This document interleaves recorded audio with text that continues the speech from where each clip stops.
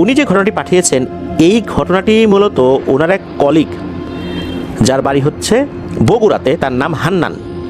এই হান্নান ভাইয়ের কাছ থেকে উনি এটা শুনেছেন। তবে হান্নান ভাই এটা বলতে পারেন নাই যে যার সাথে ঘটনাটি ঘটেছিল তার এক্স্যাক্ট বাড়িটা কোথায়, তবে তার বাড়ি বগুড়াতেই, এতটুকু উনি বলেছেন।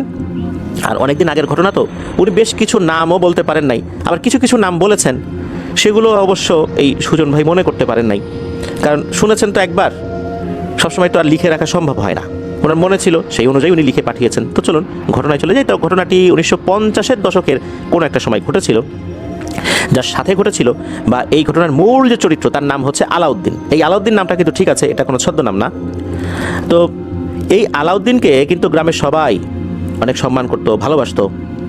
আর আলাউদ্দিনের যে কাহিনীটা, এটা মানুষের মনের মধ্যে দীর্ঘদিন গেঁথে ছিল। বিভিন্ন সময় মানুষজন আলাউদ্দিনকে নিয়ে আলোচনাও করতো, কেন মানুষ তাকে সম্মান করতো, ভালোবাসতো, কেনই বা তার কথা মানুষের মুখে মুখে ছিল, সেটাই এই ঘটনার মূল উপজীব্য। চলুন শুরু করি।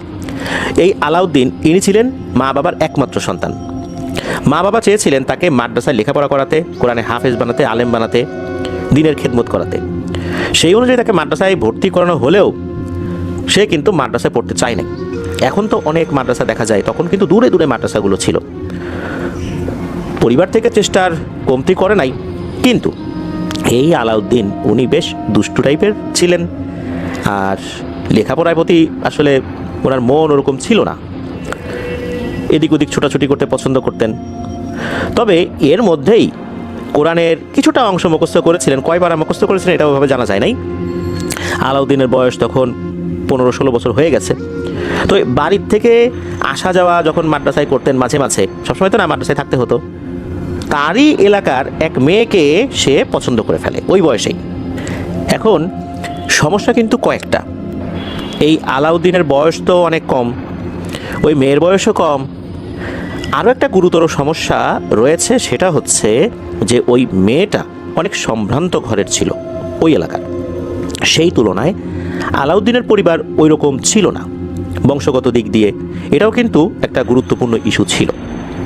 এই আলাউদ্দিন মাদ্রাসায় আসা যাওয়া কমিয়ে দিয়ে সে কি করা শুরু করলো, ওই মেয়েটা কখন বের হতো, কখন আবার বাসায় ফিরতো, কখন স্কুলে যেত। ওই সময় কিন্তু নারী শিক্ষার এত প্রসার না থাকলেও মেয়েটা যেহেতু বেশ সম্ভ্রান্ত ঘরের ছিল, সেই হিসাবে সেই লেখাপড়া করতো। ওই চলার পথে বারবার এই আলাউদ্দিন হঠাৎ করে সামনে এসে দাঁড়াতো, দাঁড়িয়ে বিরক্ত করতো।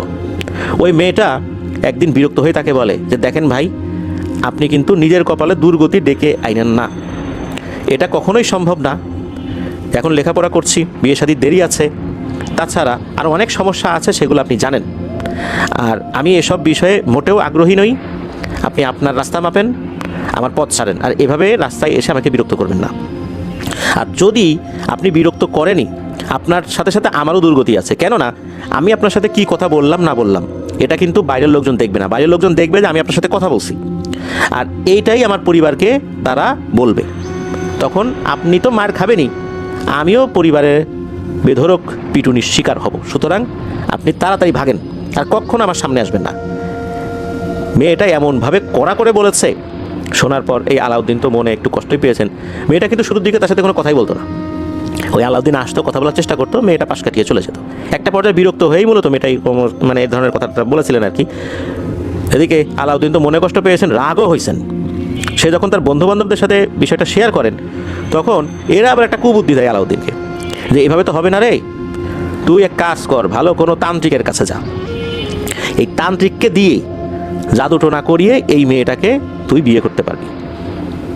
এরকম বুদ্ধি যখন দেয়, তখন তো আলাউদ্দিন চিন্তা করে, আসলেই তো তাই, এইভাবে তো হবে না, জাদুটোনা করেই মেয়েটাকে আনতে হবে। এরপর থেকেই এই আলাউদ্দিনের লাইফস্টাইলই চেঞ্জ হয়ে যায়। সে মাদ্রাসায় যাওয়া বন্ধ করে দেয়, বাড়িতেও ঠিকঠাক মতো আসে না, কোথায় কোথায় ঘুরে বেড়ায়, দিন রাত ঘুরে বেড়াচ্ছে। একটা পর্যায়ে সে একটা তান্ত্রিকের সন্ধান পেয়েও যায়। মূলত এরকম ঘোরাঘুরি করে সে তান্ত্রিককে খোঁজ করছিল যে কোথায় গেলে এই কাজটা করা যাবে। সেই তান্ত্রিকের কাছে গিয়ে তার এই ব্যর্থতার কথা জানায়। এই কথা শোনার পর ওই তান্ত্রিক বলে যে, বাপুরে, তোর জীবনের বহুত একটা সময় পড়ে আছে, তোর জীবনের কেবল শুরু, এখনও তোর বিয়ের বয়স হয় নাই। সুতরাং যা, বাড়ি যা, লেখাপড়া কর, দেখবি যে এর থেকেও ভালো মেয়েকে তুই বিয়ে করতে পারবি। এই কথা শোনার পর আলাউদ্দিন বলে যে না, কোনোভাবেই সম্ভব না, আমি লেখাপড়া ছেড়ে দিয়েছি এই মেয়ের কারণে, আমাকে ওই মেয়ের স্বামী হইতেই হবে, ওই মেয়েকে আমার বিয়ে করতেই হবে, এই ধরনের কথাবার্তা বলতেছে। এখন এই তান্ত্রিক তো বুঝতে পেরেছেন যে আসলে এই ছেলেটা এখন বয়সের কারণে এরকম আবেগী। তান্ত্রিকের তো বয়স হয়েছে, সে তো আর আবেগী না। আর এই তান্ত্রিক সে ব্ল্যাক ম্যাজিক করলেও তার ভিতর তখনও বোধ জ্ঞান ছিল, টাকার কাছে যে নিজে বিক্রি হয়ে যাবেন বা এরকম কারো ক্ষতি করবেন, বিষয়টা আসলে এরকম না। তখন তান্ত্রিক তাকে বারবার তাড়িয়ে দিচ্ছিলেন, সেও নাসরবান্দা ছাড়ে না, মাসের পর মাস ওই তান্ত্রিকের পিছনে ঘুরতেছে। একটা পর্যায়ে তান্ত্রিক দেখলেন যে আসলে এই ছেলেটা নাসরবান্দা, সে আমার কাছে না হোক অন্য কারো কাছ থেকে কিন্তু জাদুটোনা করেই আনবে, তাতে হিতে বিপরীত হতে পারে। তখন তান্ত্রিক চিন্তা করলেন যে আসলে আমার তো কোনো উত্তরসূরি নাই, এই ছেলেটা দেখতেছি যে খুব ভালোই আগ্রহী, যদি একে কিছু শিখাই যেতে পারি। আর এর ভিতরেও তখন একটা বিবেক বুদ্ধি চলে আসবে, এই মেয়ের কথা তখন ভুলে যাবে, বয়সও বাড়বে, আস্তে আস্তে এই মেয়ের থেকে তার মন উঠে যাবে একটা দীর্ঘ গ্যাপ হয়ে গেলে। তো তান্ত্রিক এরকম চিন্তা করছেন। তান্ত্রিক বলে আচ্ছা ঠিক আছে, তোকে আমি কিছু দিব না, তুই থাক, আমার সাথে থাক। এইভাবে তান্ত্রিকের সাথে থেকে থেকে তান্ত্রিক কীভাবে কাজ টাজ করে এগুলো দেখছে। তো এইভাবে আরও বেশ কিছু দিন কেটে যায়, বেশ কিছু দিন বলতে প্রায় 3-4 বছর। এই সময়ের মধ্যেও তো আলাউদ্দিনের বয়সও বেড়েছে, কিন্তু তার ওই যে চিন্তা ওই মেয়ের প্রতি, এটা কিন্তু বিন্দুমাত্র কমে নাই। তান্ত্রিকের চিন্তা ভাবনাই ভুল হয়ে গেল। আলাউদ্দিনকে সে বিভিন্ন কথা বলে যে ফিরায় আনবেন, সেটা কিন্তু হয়নি। একটা পর্যায়ে আলাউদ্দিন তো খুব ভালো করে ধরছে যে আর কতদিন, অনেক দিন তো করলাম, এবার কিছু একটা আমাকে করে দেন। তখন তান্ত্রিক দেখলেন যে আসলেই তো মুসিবত, এই ছেলে তো কোনোভাবেই ফেরত আসলো না। তখন তান্ত্রিক বলে আচ্ছা ঠিক আছে, তোকে আমি নিজে কিছু করে দেবো না, তোর কাজ তুই করবি, তুই নিজেই তান্ত্রিক হয়ে যা, তুই নিজেই অনেক কিছু করা শিখে যা, সেটা করলে কেমন হয়। এই কথা শোনার পর আলাউদ্দিন চিন্তা করে আসলেই তো তাই, এইভাবে কবিরাজের পিছনে ঘুরে ঘুরে কোনো কাজ করার থেকে নিজে করাই তো ভালো। যখন এটাতে রাজি হলেন তখন ওই তান্ত্রিক চিন্তা করলেন যাক, আলাউদ্দিন তো টোপ গিলেছে, এই কাজ শিখতেও তো আরও 3-4 বছর সময় লাগবে, এর ভিতরে দেখা যাবে যে ওর মাথা থেকে এই মেয়ের চিন্তা দূরীভূত হয়ে গেছে, সে আবার অন্য চিন্তা ভাবনা করতেছে। এই চিন্তা কিন্তু তান্ত্রিক করেছেন। আর আলাউদ্দিন কিন্তু তার বিপরীত চিন্তা করেছেন যে একবার শিখে নেই, তারপর দেখে ওই মেয়ের উপর কীভাবে জাদুটোনা করা যায়। যেহেতু তান্ত্রিক বলেছেন যে তাকে শেখাবেন, শেখানোর প্রথম যে ধাপ যে আসলে আলাউদ্দিন প্রস্তুত কিনা শারীরিকভাবে মানসিকভাবে, তখন ওই তান্ত্রিক বলেন যে একটা জায়গার কথা, ওই জায়গায় তাকে যেতে হবে রাতের বেলা, কোনো এক অমাবস্যা রাতে। আর এমন একটা জায়গার কথা বলেছেন সেখানে দিনের বেলাতেই মানুষজন যায় না, আর রাতের বেলা যেতে হবে। এ কথা শোনার পর আলাউদ্দিন বলে কোনো ব্যাপার না, আমি যাব, কোনো সমস্যা না। তান্ত্রিক বলেন ওখানে যাওয়ার পর নাকি অনেকগুলো অদ্ভুত ধরনের কলা গাছ দেখতে পাওয়া যাবে, যে কলা গাছগুলো দেখতে অনেক সুন্দর। আমরা যে ধরনের কলা গাছগুলো দেখি, কলা গাছের যে পাতাগুলো হয়, এই পাতাগুলো যখন শুকিয়ে যায়, শুকিয়ে একদম শুকনো হয়ে কলা গাছের সাথে লেগে থাকে, কিন্তু এমন কিছু কলা গাছ সে দেখতে পাবে এত সুন্দরভাবে সেগুলো লাগানো, এরকম শুকনো কোনো ডাল সেখানে থাকবে না, কলা গাছগুলো দেখতে খুবই সুন্দর হবে। এই কলা গাছগুলোর মধ্যে এমন একটা কলা গাছ আছে, যেই কলা গাছে 3টা তোড় আছে। তোড় বলতে 3টা জায়গা থেকে কলার কাঁধি বের হয়ে আসে, মানে 3টা কাঁধি রয়েছে। এই রকম গাছ নিচ থেকে 1 কোপে কেটে দিতে হবে, 1 কোপে। আর ওই কোপটা দেওয়ার আগেও আর একটা বিষয়ে খেয়াল করতে হবে, ওখানে যাওয়ার পর নাকি মাটির ভেতর থেকে ঝিনঝিন ঝিনঝিন শব্দ করতে করতে একটা জিনিস ওই কলা গাছের ভিতরে ঢুকবে নিচ থেকে, একবার উপরে উঠবে শব্দ করতে করতে, আরেকবার কলা গাছের গোড়ার দিকে নামবে, আবার উপরের দিকে উঠবে, আবার নিচের দিকে নামবে। যখন ওই উপর নিচ করতে থাকবে তখন কিন্তু কলা গাছটা থরথর করে কাঁপতে থাকবে। যখন ওই শব্দটা আস্তে আস্তে মাথার দিকে উঠবে তখন 1 কোপে গোড়া থেকে কলা গাছটা কেটে ফেলতে হবে। তাতে করে হবে কি, ওই জিনিসটা ওইটার ভেতরে আটকে যাবে। এরপর ওই কলা গাছটা কাঁধে নিয়ে এই তান্ত্রিকের বাসায় চলে আসতে হবে। তো এরকম কথা বললেন, আর তান্ত্রিক বললেন যে এরপর তোর তান্ত্রিক হওয়ার প্রথম যাত্রা শুরু হবে, এটা তোর পরীক্ষা। কিন্তু এই পরীক্ষায় যদি একটু ভুল করা হয় বা 1 কোপে যদি ওই কলা গাছটা না কাটা হয়, কলা গাছের কোনো একটা আঁশও যদি অবশিষ্ট থাকে, কলা গাছের গোড়ার সাথে লেগে থাকে, তাহলে কিন্তু মৃত্যু নিশ্চিত। এরপর যে কয়েকটা দিন ছিল, আলাউদ্দিন কী করেছে, বিশাল বড় একটা ধারালো রামদা সে নিয়ে আসছে। প্রতিদিন সেটাতে শান দেয়, মানে ধার দেয়, আর আশেপাশে যে কলা গাছগুলো আছে সেই কলা গাছের উপর সেটার ধার পরীক্ষা করে।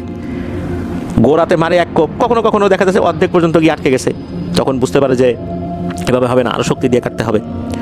এইভাবে টানা কয়েকদিন সে বিভিন্ন কলা গাছের উপরে প্র্যাকটিস করেছে, যাতে করে 1 কোপে গোড়া থেকে কলা গাছটা ফেলে দেওয়া যায়। এরপর ঘনিয়ে আসে সেই অমাবস্যার রাত।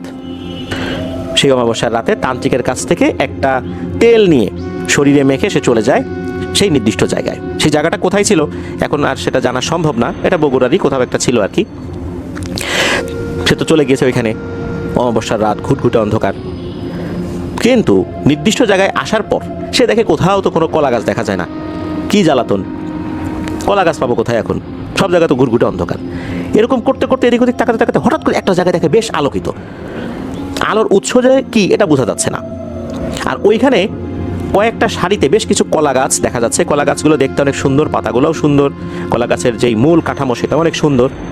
কোনো কোনো গাছে একটা কাঁধি রয়েছে, দুটা কাঁধি রয়েছে। ওইখানে সে চলে যায়। যাওয়ার পর সে খুঁজে খুঁজে একটা গাছ যেই না দেখেছে যে সেখানে তিনটা কাঁধি রয়েছে, সে ওই গাছটার কাছে চলে গেছে। যাওয়ার পরপরই হঠাৎ করে মনে হলো মাটিটা থরথর করে কেঁপে উঠলো, মৃদু ভূমিকম্প হলো মাটিতে। আর মনে হচ্ছে দূর থেকে ঝিনঝিন ঝিনঝিন শব্দ করতে করতে করতে করতে কোনো একটা জিনিস মাটির নিচ দিয়ে আসছে। আস্তে আস্তে আস্তে আস্তে ওই কলা গাছের গোড়া দিয়ে মনে হচ্ছে কলা গাছের উপর দিকে ওঠা শুরু করলো। যখন ওঠা শুরু করছে কলা গাছটা থরথর থরথর করে কাঁপছে। তো এরকম দেখছে সে খেয়াল করে একবার ওই শব্দটা নিচে নামে আবার উপরে ওঠে, নিচে নামে আবার ওঠে। তো যখন উপরে উঠেছে সে আগে থেকেই তো তার রামদা বেশ ভালো করে ধার দিয়ে রেখেছিল, আর সে প্র্যাকটিসও করেছে, প্রশিক্ষণ নিয়ে এসেছে কীভাবে কাটতে হবে। যখনই উপর দিকে উঠেছে তখন সে মেরেছে এক কোপ গোড়ার দিকে। এক কোপে ওই গাছটা পাশে পড়ে যায়। সে দেখতে পায় যে তার কোপটা ঠিকঠাক ছিল, একদমই গোড়া থেকে গাছটা আলাদা হয়ে গেছে। তখন কিন্তু ওই ঝনঝন শব্দটাও কিন্তু থেমে যায়।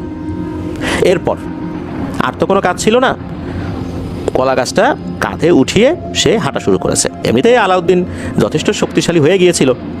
আর ওই কলা গাছটা যে অনেক মোটা ছিল তাও কিন্তু না, চিকনই ছিল মোটামুটি, মানে অনায়াসেই সেটা তোলা যায় আর কি। আলাউদ্দিনের জন্য সেটা খুব একটা সমস্যা হয়নি। ওই রাতের বেলায় ওই গাছটা নিয়ে যখন হাঁটা শুরু করেছে, তান্ত্রিক বলেছিল ফেরত আসার সময় কিন্তু অনেকেই তোকে ভয় দেখাবে, কিন্তু সেদিকে তাকানো যাবে না। যখন কলা গাছটা কাঁধে নিয়ে সে হাঁটা শুরু করেছে তখন হঠাৎ করে পেছন থেকে ওই মেয়েটার ডাক শোনে সে। মেয়েটা তাকে নাম ধরে ডাকছে, আলাউদ্দিন, আলাউদ্দিন, এই যে আমি এখানে, তুমি কোথায় যাও? আলাউদ্দিন মুহূর্তের মধ্যে থেমে যায়, একটা মায়াজালে আবদ্ধ হয়ে যাওয়ার উপক্রম হয়। সাথে সাথে তার গুরুর শিখিয়ে দেওয়া সেই কথাগুলো মনে পড়ে যে খবরদার পিছন দিকে তাকানো যাবে না। এরকম অনেক পরিচিত কণ্ঠে তাকে ডাকবে, পেছন দিকে তাকালেই কিন্তু শেষ, এই সাধনা সব নস্যাৎ হয়ে যাবে। আলাউদ্দিন পেছন দিকে তাকায় না, সোজা হাঁটা শুরু করে। আলাউদ্দিন একটা বিষয় খেয়াল করে, সেটা হচ্ছে যে সে যখন হেঁটে আসছিল বিভিন্ন জায়গায় তো গাছপালা রয়েছে, সেখানে ওই পেঁচার ডাক, ঝিঝি পোকার ডাক, বিভিন্ন নিশাচর প্রাণীর ডাক শোনা যাচ্ছিল। কিন্তু যখন সে গাছ নিয়ে ওই দিকটাতে আসা শুরু করে, সাথে সাথে মনে হচ্ছে কোনো এক অজানা কারণে সকল ধরনের ডাক থেমে যায়, ঝিঝি পোকার ডাকও থেমে যায়। মনে হচ্ছে এরা ডাকতে ভুলে গেছে, এমন একটা অবস্থা। সে চলে আসে। প্রতিমধ্যে বেশ কিছু ঘটনা ঘটেছিল, বিভিন্ন ধরনের প্রাণীর অবয়ব নিয়ে তার কাছে আসার চেষ্টা করেছে, তবে আলাউদ্দিন সেটাতে কোনো পাত্তা দেয়নি। সে চলে আসে তান্ত্রিকের বাসায় সে ধরাম করে সেই কলা গাছটা তান্ত্রিকের উঠোনে ফেলে। তান্ত্রিক তো জেগেছিল, সেও চিন্তিত ছিল যে আলাউদ্দিনের কি হয় না হয়। সে দেখলো যে না, আলাউদ্দিন ঠিকঠাক মতো কাজটা করতে পেরেছে, কোনো সমস্যা নাই। আলাউদ্দিনকে দেখে তান্ত্রিক বলে, হ্যাঁ তুই আসলেই পারবি, তোর দিয়ে কাজটা হবে। এরপর থেকে আলাউদ্দিনের তান্ত্রিকতা শেখার কাজটা শুরু হয়। কিভাবে শিখেছিল এটা আসলে জানা যায় না, তবে জানা যায় যে তান্ত্রিক এমন কিছু বিদ্যা তাকে শিখিয়েছিল যেই বিদ্যা প্রয়োগ করতে তান্ত্রিক নিজেও ভয় পেত। সে নিজেও কখনো ওই বিদ্যা প্রয়োগ করেনি, তবে সে সেটা জানতো। সে 5 বছর এই আলাউদ্দিনকে এই কাজ শিখিয়েছিল। আলাউদ্দিন কিন্তু এই 5 বছর অনেক কিছু শিখলেও ওই মেয়েটার চিন্তা মাথা থেকে দূর করতে পারে নাই। তান্ত্রিক শেষ পর্যন্ত দেখলো যে আলাউদ্দিন নাছরবান্দা, সে এই মেয়েটার চিন্তা মাথা থেকে কোনোভাবেই দূর করতে পারবে না। এখন আলাউদ্দিনকে তো শিখিয়ে দিয়েছে সে, আলাউদ্দিন নিজের থেকে যা কিছু করার সে করবে, সে নিজে আর কিছু করে নাই। এর মধ্যে কিন্তু আলাউদ্দিনের বয়সও বেড়েছে, সেই 16 বছর বয়সে ওই মেয়ের পিছু পড়েছিল। এর মধ্যে কিন্তু অনেকগুলো বছর কেটে গেছে, 5 বছর ধরে খালি শিখেছে, তার আগে প্রায় 3 বছর চলে গেছে, তার মানে 8 বছর। এখন তো সে বিবাহের উপযোগী হয়ে গেছে। ওইদিকে ওই মেয়েটাও লেখাপড়া শিখেছে। এর মধ্যে তার কিন্তু বিয়ে শাদী হয়নি, সে লেখাপড়া করছিল। শোনা যায় এরপরে আলাউদ্দিন এমন কিছু তন্ত্রমন্ত্র প্রয়োগ করেছিল, ওই মেয়েটা সে নিজে থেকেই আলাউদ্দিনের কাছে চলে এসেছিল। তার সাথে বিয়ে হয়, সংসার শুরু হয়। তবে শুরুর দিকে আলাউদ্দিন এই বিষয়টা তার স্ত্রীকে বলেনি। একটা সময় এসে বলেছিল, বলার পর তার স্ত্রী রাগ করেছিল, মন খারাপ করেছিল, তবে মেনে নিয়েছিল। যাক, আমার জন্য এই ছেলেটা এত কষ্ট করেছে, কি আর করা, জাদুটোনা করেই হোক আর যে কোনো কারণেই হোক, আল্লাহ চাইছেন বলেই তো জাদুটোনা কাজ করেছে, তা না হলে তো হতো না। মেয়েটা মেনে নেয়, তার সাথে ঘর সংসার করতে থাকে। আর আলাউদ্দিন সে যেহেতু আর অন্য কোনো লেখাপড়া করেনি, এই তান্ত্রিকতাই শিখেছিল। তবে এখানে একটা বিষয় বলে রাখা ভালো যে আলাউদ্দিন এই 5 বছরে বিভিন্ন ধরনের দুর্ধর্ষ প্রকৃতির জিনদেরকে বশ মানিয়েছিল। তবে সে ব্ল্যাক ম্যাজিক প্রয়োগ করেছিল শুধু তার স্ত্রীর বেলাতে, তার স্ত্রীকে পাওয়ার জন্য। এছাড়া নাকি সে কখনোই ব্ল্যাক ম্যাজিক প্রয়োগ করেনি। এমনি যে ঝাড়ফুঁক সে শিখেছিল তার গুরুর কাছ থেকে, সেগুলো সে করেছে। সে খারাপ ভালো দুটোই শিখেছিল, তবে খারাপটা সে কখনোই প্রয়োগ করেনি। বিভিন্ন মানুষ তার কাছে আসতো, ট্রিটমেন্ট দিত, মানুষগুলো আল্লাহর রহমতে ঠিক হয়ে যেত। আলাউদ্দিন নামাজ কালাম পড়া শুরু করে, সে বেশ ধার্মিক হয়ে যায়। সে যেহেতু ব্ল্যাক ম্যাজিকের প্র্যাকটিসটা করতো না, যদিও সে সেটা জানতো। আর আলাউদ্দিন কখনোই কারো কাছে টাকার আবদার করতো না, যে যেটা দিত, কেউ যদি নাও দিত কখনো চাইতো না। অনেক দুর্ধর্ষ প্রকৃতির জিনকেও নাকি সে বোতলবন্দি করে মাটির নিচে পুঁতে দিয়েছে। এরকম ঘটনা ঘটেছে, যার কারণে মানুষ তার যেই কাজগুলো, তারপরে তার ভিতরে লোভ কম ছিল, এই কারণে মানুষ তাকে সম্মান করতে ভালোবাসত। তবে দীর্ঘ সংসার জীবনে 3 বার তার স্ত্রী সন্তান সম্ভব, বা শুরুর দিকে আর কি হলেও এই সন্তানগুলো মৃত অবস্থায় জন্ম নিয়েছে। আলাউদ্দিন কিন্তু ট্রিটমেন্ট করেও এই 3 সন্তানকে আসলে বাঁচাতে পারেনি। আলাউদ্দিন তার ভাগ্যের লিখনটা মেনে নেন যে আল্লাহ চান নাই তাই হয় নাই। আর তাছাড়া উনি যেহেতু প্যারানর্মাল বিষয়গুলো সমাধানের চেষ্টা করেন, এগুলো একটা প্রভাব তো থাকতেই পারে। উনি আল্লাহর উপর ভরসা করে রইলেন। তবে এরপরে ওনার সন্তানাদি হয়েছিল, কয়েকজন মেয়ে হয়েছিল, আর 2টো ছেলে সন্তান, 3টা মেয়ে হয়েছিল, আর 2টো পুত্র সন্তান হয়েছিল। তা আলাউদ্দিন কিন্তু ভালোই জীবনযাপন করছেন, তার পারিবারিক কোনো সমস্যা ছিল না, চলছিল। এদিকে তারও বয়স আস্তে আস্তে বাড়ছে। একবার হয় কি, এক মধ্যবয়সী ভদ্রলোক উনি এসে আলাউদ্দিনের কাছে হাও মাও করে কান্নাকাটি শুরু করছেন, বলছেন আমার মেয়েকে বাঁচান। আলাউদ্দিন জিজ্ঞেস করলো আপনার মেয়ের কী হয়েছে? তখন ওই লোকটা বললেন যে আসলে কি হয়েছে বলতে পারি না, তবে আমার মেয়েকে শিকল দিয়ে বেঁধে রাখা হয়েছে, আপনি একটু দয়া করে আমাদের সাথে চলেন। আলাউদ্দিন তাদের কথা শুনে তাদের বাড়িতে গিয়েছিল। মেয়েটির এই অবস্থা দেখে আলাউদ্দিন বলল, এই মেয়ের ট্রিটমেন্ট এখানে হবে না, এই মেয়েটাকে আমার বাড়িতে নিয়ে আসেন, তারপর ইনশাল্লাহ ট্রিটমেন্ট করা যাবে। আলাউদ্দিন খেয়াল করলেন এই মেয়েটার অবস্থা এতটাই খারাপ, সে আঁচড় দিয়ে নিজের শরীরের বিভিন্ন জায়গা ক্ষত বিক্ষত করে ফেলেছে। সেদিন রাত্রেই ওই মেয়েটাকে এই আলাউদ্দিনের বাড়িতে নিয়ে আসা হয়। আলাউদ্দিন সেই মেয়েটাকে উঠোনে বসান। যখন বসানো হয় তখন নাকি ওই মেয়েটার শরীরে এমন শক্তি চলে এসেছিল যে 5-7 জন শক্ত সমর্থ পুরুষ মানুষও তাকে ধরে রাখতে পারছে না। মাঝে মাঝে তার শরীরটা নাকি এমনভাবে ঝাঁকি দেয়, ছিটকে পড়ে যায় এরা। আলাউদ্দিন মেয়েটার চারপাশে যখন একটা গোল বৃত্ত করেছে, সাথে সাথে মেয়েটা একদম চুপচাপ শান্ত হয়ে বসে আছে। ঘন্টা 2 এরকম চুপ করে বসে আছে। আলাউদ্দিন তার দিকে তাকিয়ে আছে, সে কিন্তু কোনো কিছু পড়ছে না, মানে যে ঝাড়ফুঁক পড়ছে না। আলাউদ্দিন তার দিকে তাকিয়ে আছে, আর মেয়েটা চুপ করে আলাউদ্দিনের দিকে তাকিয়ে আছে। টানা 2 ঘন্টা তাদের মধ্যে এরকম আই কন্টাক্ট হয়েছে। এরপর আলাউদ্দিন হাত দিয়ে কি করলো, একটা ইশারা করলো মেয়েটাকে, হাত দিয়ে ইশারা করলো, একটা গাছ দেখাই দিল। আলাউদ্দিনের বাড়ির পাশে একটা গাছ ছিল, বেশ বড় একটা আম গাছ ছিল। সে জাস্ট খালি হাত দিয়ে দেখালো ওই গাছটার দিকে। ওই মেয়েটা কি করলো, ওই বৃত্ত থেকে উঠে সোজা ওই গাছটার কাছে চলে গেল। গাছটার কাছে যাওয়ার পর ওই গাছটার গোড়ায় দাঁড়িয়ে গেছে।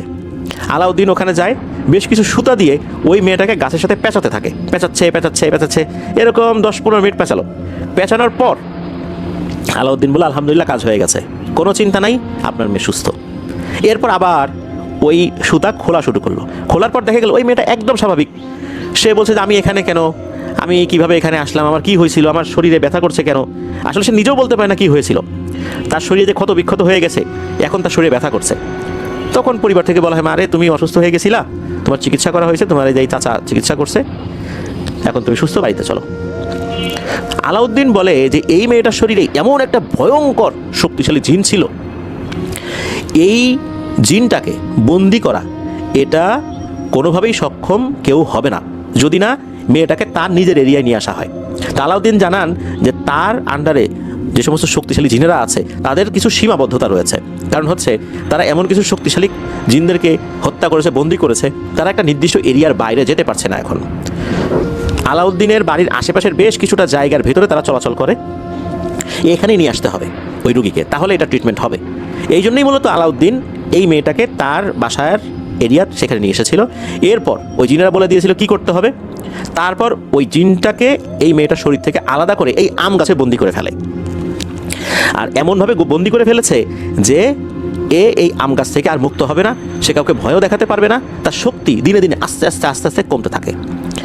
এভাবেই আসলে এই কাজটা করা হয়েছিল। তবে তাকে হত্যা করা এটা পসিবল হবে না, এটাও বলে দিয়েছিল তার আন্ডারে থাকা জিনেরা। তো ওভাবেই ওই জিনটাকে ওই আম গাছে বন্দি করে ফেলা হয়, আর বলে দেওয়া হয় এই আম গাছটা যেন কখনোই কাটা না হয়। আর কাটারও কিছু পদ্ধতি আছে। এখন হয় কি যে আলাউদ্দিনের তো আস্তে আস্তে বয়স হতে থাকে, তবে সে বেশি বার্ধক্যে যায় নাই, তার বয়স 50-55 বছর হওয়ার পরই সে মারা যায়। অসুস্থ হয়েছিল, মারা গিয়েছিল, তবে ওরকম ভয় পেয়ে যে মারা গেছেন বিষয়টা এরকম না। আর সে যে ব্ল্যাক ম্যাজিক শিখেছিল বা কিছু কিছু জায়গায় প্রয়োগ করেছিল, এই জন্য সে আল্লাহর কাছে ক্ষমা চেয়েছিল। সে এমনি নর্মাল ঝাড়ফুঁক করতো, পরবর্তীতে আরও বেশ কিছু শরিয়াসম্মত ঝাড়ফুঁক সে শিখেছিল, সেগুলোই সে প্র্যাকটিস করতো। এদিকে তার ছেলেপেলেরাও বড় হয়ে গেছে, তার মেয়েকে বিয়ে দেওয়া হয়েছে।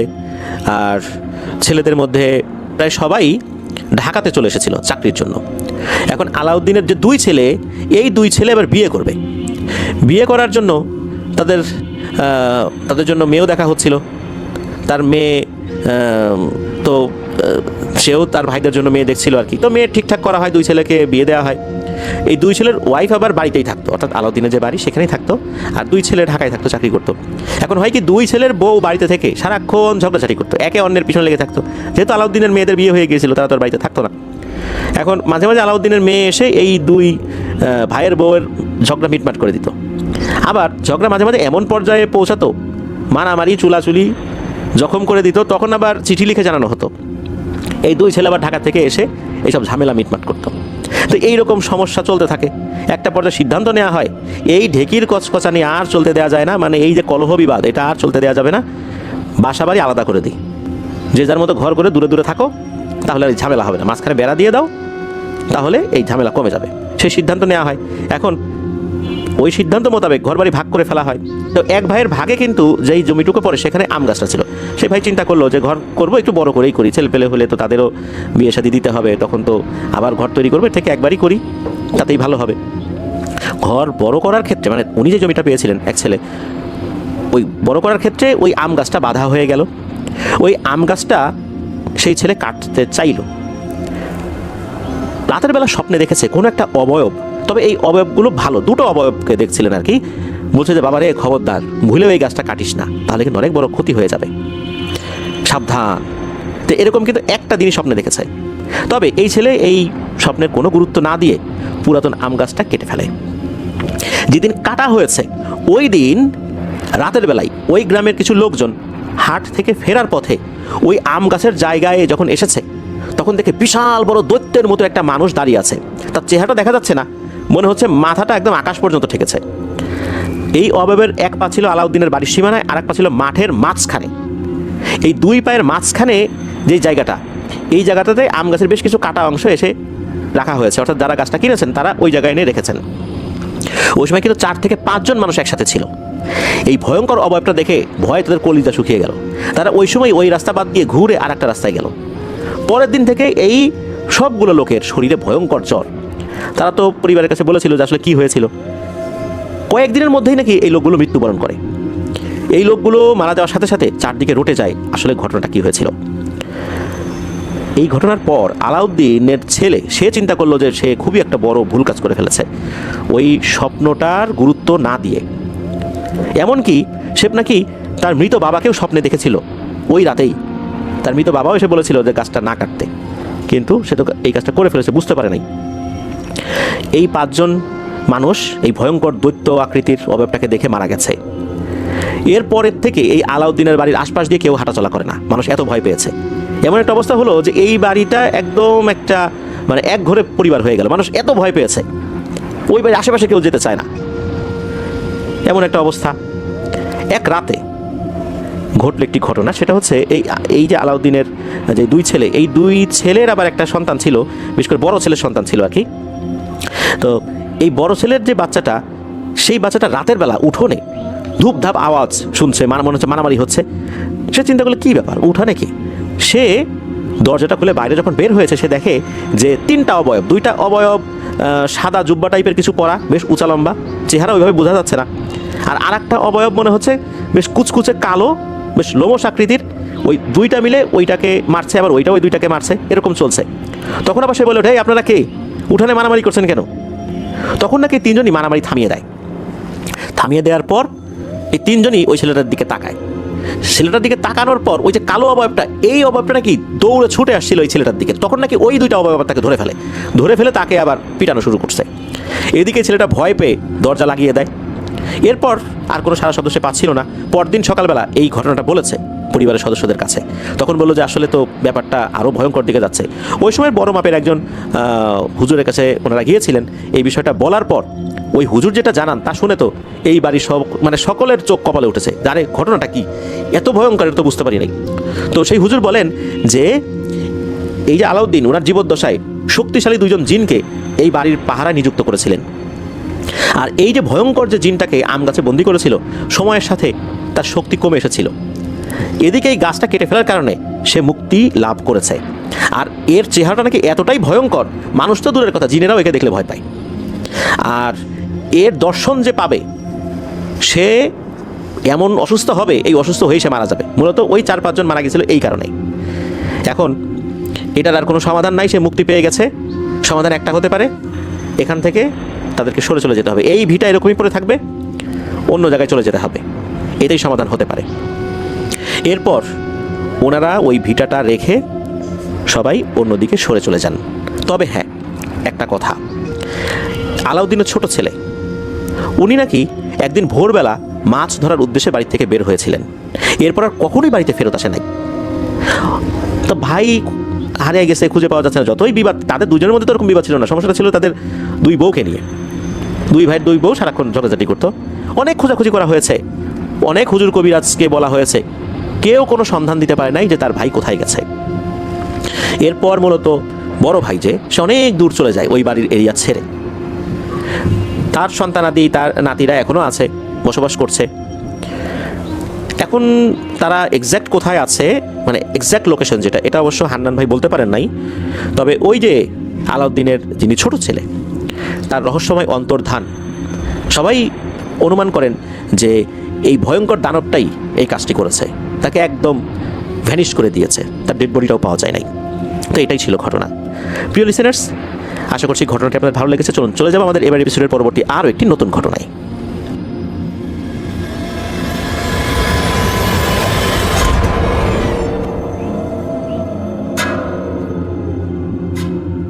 প্রিয় লিসেনার্স, আবারও ফিরে এলাম আমরা আমাদের এবারের হরর নাইটের 101তম আয়োজনের দ্বিতীয় ঘটনায়। এখন যে ঘটনাটি আপনাদের সাথে শেয়ার করব, এই ঘটনাটি আমাকে আমার স্টুডেন্ট দিয়েছে। আর আমার স্টুডেন্ট বর্তমানে গভর্নমেন্ট ল্যাবরেটরি হাই স্কুলের 10ম শ্রেণীর বিজ্ঞান বিভাগে অধ্যয়নরত রয়েছেন। তার বাসা ঢাকার ধানমন্ডি শিকদার মেডিকেল অ্যাপার্টমেন্ট এরিয়াতে। গ্রামের বাড়ি নাটোর জেলার গুরুদাসপুর উপজেলার কর্মকারপাড়া গ্রামে। তার কয়েকটি ঘটনা কিন্তু ইতিমধ্যে আমরা প্রচার করেছিলাম। চলুন আজকের ঘটনায় চলে যাই। এই ঘটনাটি তাহিয়ান সংগ্রহ করেছে তারই ক্লাসমেটের কাছ থেকে। তবে তার ক্লাসমেট তার নামটা প্রকাশ করতে রাজি হয় নাই, কেননা যেই পরিবারের সাথে ঘটনাটি ঘটেছিল তাদের কাছ থেকে তো আসলে সেভাবে অনুমতি নেওয়া হয়নি। এই জন্যই মূলত আমরা তার নাম বলছি না, আমরা তাহিয়ানের বন্ধু বলেই সম্বোধন করব তাকে। ঘটনাটি ঘটেছিল 2016 সালে ঢাকার আজিমপুর এলাকায়। আর যেই পরিবারের সাথে ঘটনাটি ঘটেছিল তারা যেই ফ্ল্যাটে থাকতেন, সেই ফ্ল্যাটের একদম ইমিডিয়েট নিচতলাতে যে ফ্ল্যাটটা, এই ফ্ল্যাটে থাকতেন এই তাহিয়ানের বন্ধুর পরিবার। তো হঠাৎ এক রাত্রে ঘটে একটা ভয়ঙ্কর ঘটনা। সেটা হচ্ছে রাত তখন আনুমানিক 12টা, 12:30 একটু বেশি বাজে। হঠাৎ করে উপরের ফ্ল্যাটে ধুমধাম আওয়াজ, কাঁচ ভাঙার আওয়াজ, তারপরে তো চিৎকার চেঁচামেচি, এমন কান্নাকাটি যে এই কান্নাতে যে কোনো পাষাণ হৃদয়ের মানুষের হৃদয়ও গলে যেতে বাধ্য। এইরকম আওয়াজ আসছে, এরকম ধূপধাপ শব্দ হচ্ছে। এই শব্দ শোনার পর তাহিয়ানের বন্ধুর বাবা মা কিন্তু ছুটে গিয়েছেন। স্বাভাবিকভাবেই প্রতিবেশীর বিপদ হয়েছে, যেতে তো হবেই। তারপর দরজা ধাক্কাধাক্কি করছেন, অনেকক্ষণ ধরে দরজা ধাক্কাধাক্কি করছেন, খোলার নাম নাই। বোঝা যাচ্ছে তারা ভেতরে ব্যস্ত রয়েছেন। তো এই ফ্ল্যাটে যারা বসবাস করেন, এই পরিবারের কর্তার নাম হচ্ছে নজরুল, আর তার 2 মেয়ে রয়েছে, ইরিনা আর ইথিনা। ইরিনার বয়স 12 কি 13 বছর, সে তখন ক্লাস 6 বা 7 পড়তো। আর ইথিনা তখন কোন ক্লাসে পড়তো এটা ঠিক বলা মুশকিল, ওই বিষয়টা আসলে তার খেয়াল নাই, যিনি ঘটনা বলেছেন আর কি, এই তাহিয়ানকে। তো বোঝা যাচ্ছে যে এইটা মনে হচ্ছে ইরিনার চিৎকার, মানে বড় যে মেয়ে তার চিৎকার। অনেকক্ষণ ধরে দরজা ধাক্কাধাক্কি করছেন, এরপর হঠাৎ করেই দরজাটা খোলা হয়। খুললে দেখা যায় এই যে নজরুল সাহেব যিনি, তার চোখে মুখে খুবই ক্লান্তির ছাপ, চোখের নিচে কালি পড়ে গেছে, মনে হচ্ছে যে উনি কয়েক রাত ঘুমান না। মোটেও বুঝতে অসুবিধা হলো না যে খুব একটা মানসিক পেরেশানির মধ্যে আছেন। এদিকে তাহিয়ানের বন্ধুর বাবা যখন জিজ্ঞেস করলেন যে ভাই কী হয়েছে, এরকম শব্দ হচ্ছে, ঘটনা কি, কোনো বিপদ হয়েছে, এ কথা বলার সাথে সাথে উনি তো হাওমাও করে কান্নাকাটি শুরু করে দিয়েছেন যে ভাই বিশাল একটা বিপদে আসি, আসেন ভেতরে আসেন। ভেতরে যখন ওনারা ঢুকেছেন, ঢোকার পর দেখতে পান যে সারা ঘর কাঁচ ভেঙে ছড়িয়ে ছিটিয়ে রয়েছে, ছোপ ছোপ রক্ত। তো এই দৃশ্য দেখার পর নজরুল সাহেবকে উনি জিজ্ঞেস করলেন যে ভাই বলেন তো ব্যাপারটা কি। তখন উনি বলতে শুরু করলেন, অর্থাৎ নজরুল সাহেব বলতে শুরু করলেন যে তার যে বড় মেয়ে ইরিনা, তার একটা সমস্যা বেশ কয়েকদিন ধরে দেখা যাচ্ছে। প্রথম প্রথম রাতের বেলা সে চিৎকার করে ঘুম থেকে উঠে পড়তো, এই বলে যে সে ভয়ঙ্কর দুঃস্বপ্ন দেখছে। আর ঘুম থেকে ওঠার পর নাকি সে একটা অবয়ব দেখতে পেত। সে বলতো যে বাবা দেখো দেখো, ও দাঁড়িয়ে আছে, ও আমাকে নিয়ে যাবে, আমাকে বাঁচাও বাবা, আমাকে বাঁচাও। মেয়ের কাকুতি মিনতি শুনে বাবা তো মেয়ের পাশে বসে থাকতেন, যাতে করে মেয়ে নিশ্চিন্তে ঘুমাতে পারে। প্রথমে প্রথমে সান্ত্বনা দিতেন যে আরে মা তুমি দুঃস্বপ্ন দেখছো, কিছু না, দোয়া দুরুদ পড়ে শুয়ে পড়ো, কিছু হবে না ইনশাল্লাহ। কিন্তু এই সমস্যা তো যায় না। প্রথম প্রথম উনি দুঃস্বপ্ন মনে করলেও ধীরে ধীরে ইরিনার মধ্যে কিন্তু ব্যাপক পরিবর্তন আসতে শুরু করে। সারাদিন কান্নাকাটি করে, স্কুলে যায় না, ঘরের কোণে বসে বসে গুনগুন করে কি যেন বলে। দিনে দিনে সে শুকিয়ে যেতে শুরু করেছে।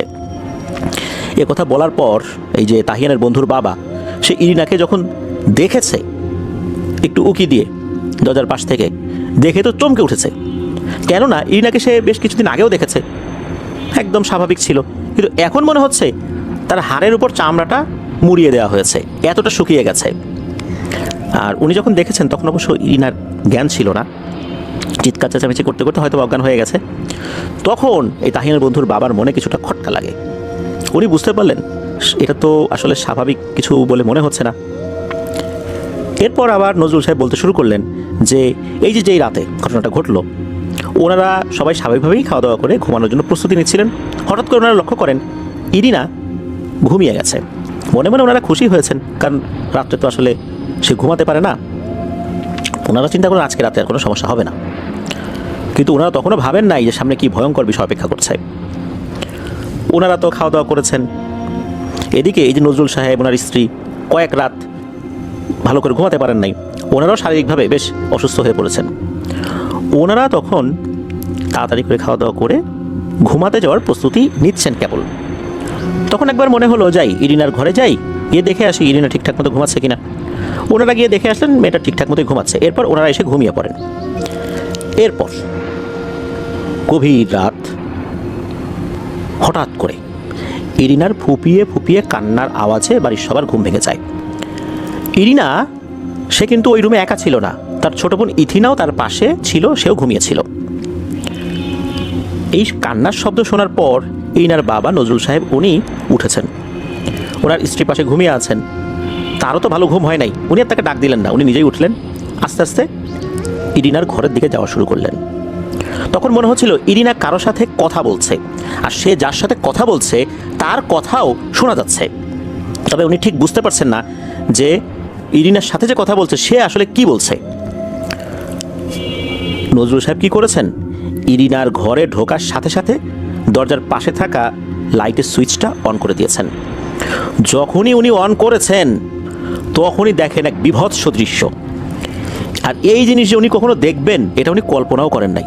উনি দেখেন ইরিনা যার সাথে কথা বলছে এটা আসলে কোনো মানুষ না, এটা বিশাল দেহি ভয়ঙ্কর একটা সাপ। যখনই লাইট দিয়েছে ওই সাপটা মাথা ঘুরিয়ে নজরুল সাহেবের দিকে তাকিয়েছে। এরপরই এই মোটা সাপটা একটা চিকন সাপের মতো জানালার যে শিক, এই শিকের ভেতর দিয়ে মুহূর্তের মধ্যে বাইরে বেরিয়ে গেল। এটা দেখার সাথে সাথে ইরিনা উত্তেজিত হয়ে গেল, সে চিৎকার চেঁচামেচি শুরু করে দিল। চেঁচামেচি করতে করতে তার রুম থেকে বাইরে বের হয়ে এসে এই কাঁচের জিনিসপত্র ভাঙচুর শুরু করে দিল। আর সে বলছে যে এই যে নজরুল সাহেব অর্থাৎ ইনার বাবা, সে কেন আলো জ্বালালেন, এখন এই জিনিসটার কাউকে বাঁচতে দেবে না। ইরিনা বারবার বলছে যে ও আমাকে নিয়ে যেতে এসেছিল, আমি যেতে চাচ্ছিলাম না, আমি ওর সাথে কথা বলছিলাম, কেন আলো জ্বালালা, এখন তো আর কেউ বাঁচতে পারবে না, সবাইকে তো মেরে ফেলবে। এই বলে সে ভাঙচুর করছিল। আর এই যে এত কিছু হয়ে যাচ্ছে, ইথিনা তো ঘুমিয়েই আছে, তার কিন্তু ঘুম আর ভাঙে না এর ভিতরে। ইরিনার মা, সেও তো ঘুমিয়েছিল, এরকম চিৎকার চেঁচামেচি তারও ঘুম ভেঙে যায়। সে বাইরে বের হয়ে এসে দেখে এই অবস্থা, কাঁচ ভেঙে একাকার, ইরিনা চিৎকার চেঁচামেচি করছে। উনি এই দৃশ্য দেখে অজ্ঞান হয়ে পড়ে গেছেন। ইরিনার বাবা পড়ে গেছেন তো মহা মুসিবতে। এদিকে মেয়ে চিৎকার চেঁচামেচি করছে, আবার ইরিনার মা এই দৃশ্য দেখে অজ্ঞান হয়ে গেছেন। ইরিনা এই যে কাঁচ ভেঙেছে, যখন ছোটাছুটি করেছে তার শরীর থেকেও রক্ত বেরিয়ে গেছে, বিশেষ করে যখন কাঁচের উপর পা পড়েছে, এই জন্য ছোপ ছোপ যে রক্তের দাগগুলো। তো মারাত্মক একটা সমস্যার মধ্যে ওনারা আছেন। এই যে ঘটনাটা, এটা কিন্তু মূলত 5 মিনিটের মধ্যেই ঘটে গেছে। এরপর এই যে নজরুল সাহেব, উনি তো এতটুকু বলে শেষ করলেন। এরপর ওই যে তাহিয়ানের বন্ধুর বাবা, উনি রুমটা পরিষ্কার করতে সহযোগিতা করেন, কারণ এখানে হাঁটাটা খুব রিস্কি হয়ে যাবে। বিভিন্ন জায়গায় কাঁচের টুকরোগুলো ছড়িয়ে ছিটিয়ে আছে। ঘরটা উনিও পরিষ্কার করেন, নজরুল সাহেবও পরিষ্কার করে। তো ওই রাতের ঘটনা কিন্তু ওই পর্যন্তই। এর একদিন কি 2 দিন পরে নজরুল সাহেবের ওয়াইফ এই তাহিয়ানের বন্ধুর যেই বাসা আর কি, এই বাসায় আসছে। আসার পর ওই বন্ধুর মাকে উনি ডাকলেন, বেশ হাঁপাতে হাঁপাতে এসেছেন। এসেই বলছেন যে ভাবি, বড় একটা বিপদে পড়ছি, একটু সাহায্য করতে হবে। এখানে একটা বিষয় বলে রাখা ভালো, এই যে তাহিয়ানের এই বন্ধু, তারা কিন্তু হিন্দু। ওইদিকে বিপদের কথা শুনে সেই বন্ধুর মা বললেন যে ভাবি বলেন না, কি বিপদ, আমি সর্বোচ্চ চেষ্টা করব সহযোগিতা করার জন্য। তখন উনি বললেন যে ভাবি, ঢাকেশ্বরী মন্দির থেকে মানে এই যে প্রসাদ, যেটা এই প্রসাদ এনে দিতে হবে। তখন উনি জিজ্ঞেস করলেন যে কেন এই মন্দির থেকে এই প্রসাদ এনে দিতে হবে কেন? তখন উনি বললেন আর এক ভয়ঙ্কর ঘটনা, যে এই যে দুপুরবেলা, মানে ওই দিন দুপুরবেলা যেদিন আর কি ঘটনা ঘটেছে, এই প্রসাদ চাওয়ার আগে, ওই দিন থেকেই নাকি এই ইরিনা অদ্ভুত আচরণ করতে শুরু করেছে। দুপুর থেকে আর কি সে বলতে থাকে, রক্ত খাবো, রক্ত দে। এই একই কথা বারবার যখন বলছে, স্থানীয় একজন কবিরাজকে ডেকে আনা হয়। তিনি ঝাড়ফুঁক করেন। এক পর্যায়ে ওই জিন ইরিনার শরীরে নাকি হাজির হয়। সে এসে বলে যে যদি ঢাকেশ্বরী মন্দির থেকে প্রসাদ এনে তাকে দেয়া হয়, তাহলে সে ভেবে দেখবে সে যাবে কি না। যাবে যে এটা বলে নাই। তখন কবিরাজ বলে ঠিক আছে, এটা এনে দেওয়ার ব্যবস্থা করা হবে। এরপরই মূলত ইরিনার মা চিন্তা করেছে যে কাকে বলা যায়। ইমিডিয়েট নিচের তলার ফ্ল্যাটে, যেহেতু তাদেরই পরিচিত জন আছে, ওই রাত্রে তো এই তাহিয়ানের বন্ধুর বাবা গিয়েছিলেন ওখানে, এই জন্যই মূলত ওনার কাছে ছুটে এসেছেন। যেহেতু ওনারা হিন্দু, ওনারা ঢাকেশ্বরী মন্দিরে যান, সেখানে প্রসাদ যদি পাওয়া যায়, ওনারা যদি সহযোগিতা করেন। তো এই কথা শোনার পর তাহিয়ানের বন্ধুর মা কিন্তু একটু চিন্তিত হয়েছিলেন এই কারণে যে এই জিনিসটা যে উনি এনে দেবেন, যদি ওই জিনটা কোনো কারণে আবার ওনাদের পরিবারের উপর ক্ষিপ্ত হয়, তখন তো হবে আর একটা ঝামেলা। তবুও প্রতিবেশীর বিপদে তো সাহায্য সহযোগিতা করতেই হবে। এই চিন্তা করে উনি না করেন নাই। উনি দ্রুত ঢাকেশ্বরী মন্দিরে চলে যান। সেখানে পুরোহিতের সাথে কথা বলে ওখানে যে প্রসাদ থাকে তার কাছ থেকে প্রসাদ নিয়ে আসেন। তখনও কিন্তু কবিরাজ বাসাতেই ছিল। সেই প্রসাদ এনে দেওয়া হয় অল্প সময়ের মধ্যেই, যেহেতু আজিমপুরেরই ঘটনা, আর ঢাকেশ্বরী মন্দির তো আজিমপুরই, ঢাকার। ওই প্রসাদটা যখন দেয়া হয় ইরিনার সামনে, ইরিনা নাকি খেয়ে নেয়। এরপর ইরিনা সেন্সলেস হয়ে যায়। এরপর চলে যায় 4 মাস। 4 মাসে কিন্তু ইরিনা একদম স্বাভাবিক হয়ে যায়। আস্তে আস্তে সে সুস্থ হতে থাকে, শারীরিক সক্ষমতা ফেরত আসতে থাকে, তার শারীরিক অবস্থা আবার আগের জায়গায় চলে আসতে থাকে। এটা দেখে পরিবারের সদস্যরা মনে করেছিলেন যে আল্লাহর রহমতে হয়তোবা ঝামেলাটা আর নাই, ঠিক হয়ে গেছে।